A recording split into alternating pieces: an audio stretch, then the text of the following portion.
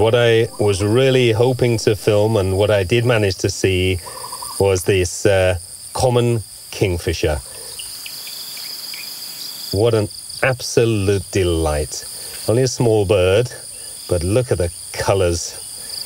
Fantastic.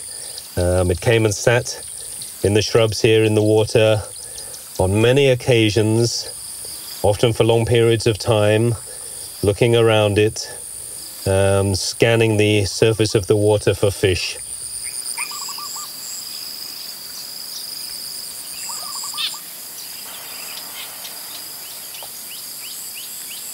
And then diving down into the water and coming back up with a nice fish, which it took some time to maneuver in its long beak. Of course, it's got to swallow it head first to avoid getting those the spines in the fins stuck in its gullet.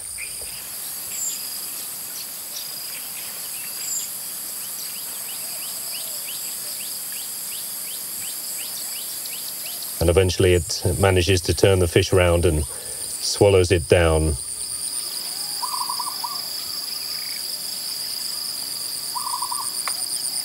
And it's getting ready to dart down into the water again. And there it goes. And just in the corner of the screen, I just managed to get it entering the water and back up again, but so fast. Quite incredible.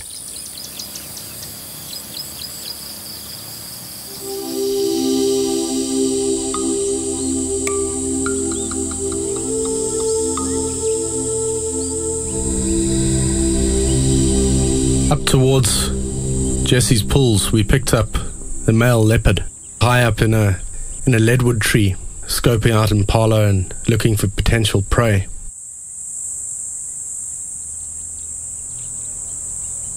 He wasn't in a tree that would draw them to him. There is no fruit on a leadwood. He would have been better off in a Kigelia, and so he decided to anticipate the movements of this herd of impala.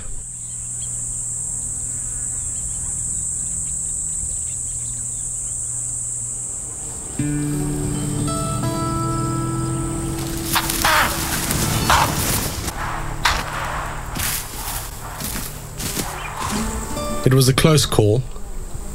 He obviously broke his cover too soon and wasn't able to catch an impala.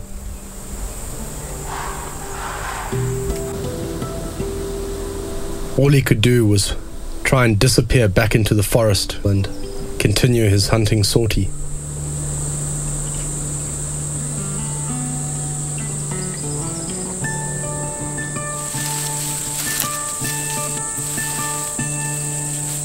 The tree was only 1.5 meters high, and as he descended out of it, we realized that he had caught a vervet monkey.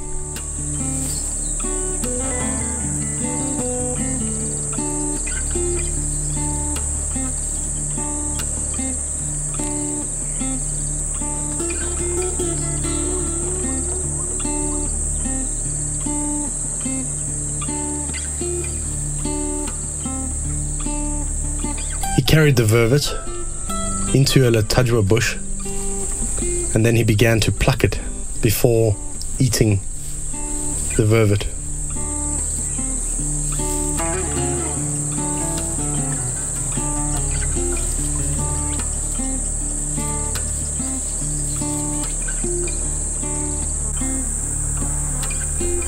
It didn't take him long to complete his meal, and he continued down the road, finding a nice Kigelia to hop up into, get out of sight, take some cover and digest his recent meal.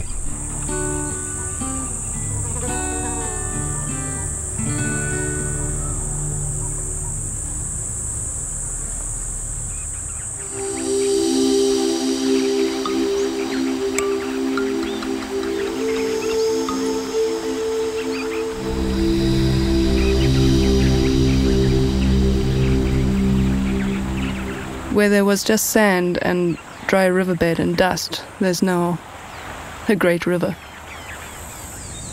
As soon as we got out of the car, there was this mass movement under our feet, and we saw that they were tiny, tiny frogs, less than half a centimetre long.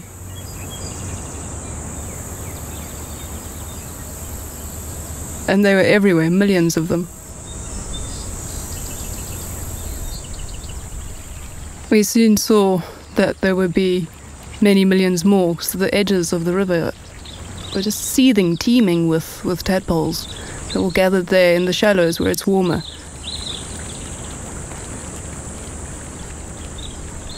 They caused these ripples and writhing masses as they fought over fallen flowers or an unlucky waterlogged insect.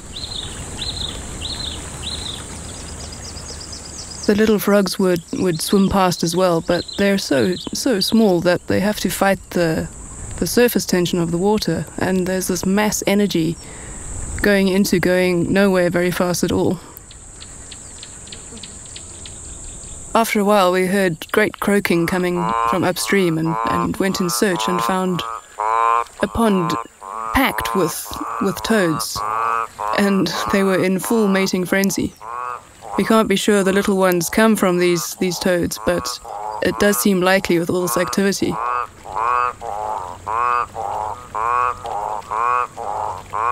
The males were definitely intent on getting a female, blowing up their vocal sacs to an enormous size.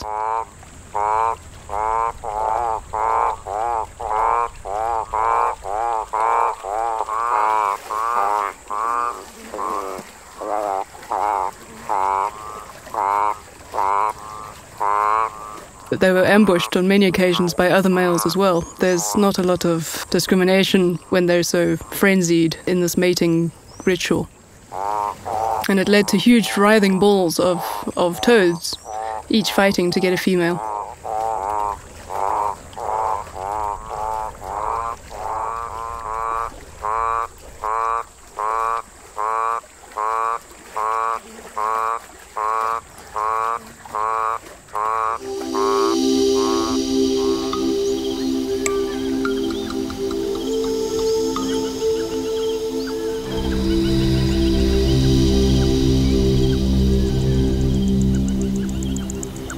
Some northern harvester termites were very busy. They were cutting pieces of grass and then dragging them to their nest. There was a bigger creature nearby that attracted our attention. It was a burrowing wolf spider. And when a termite came nearby, with lightning speed, he'd catch it, inject it with venom, and carry it off to his burrow.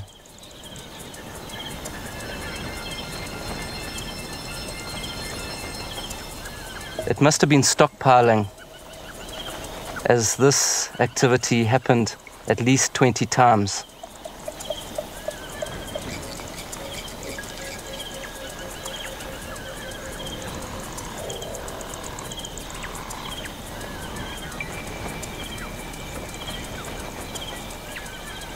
A piece of debris covering the entrance of the tunnel, and the spider having some difficulty descending down his tunnel.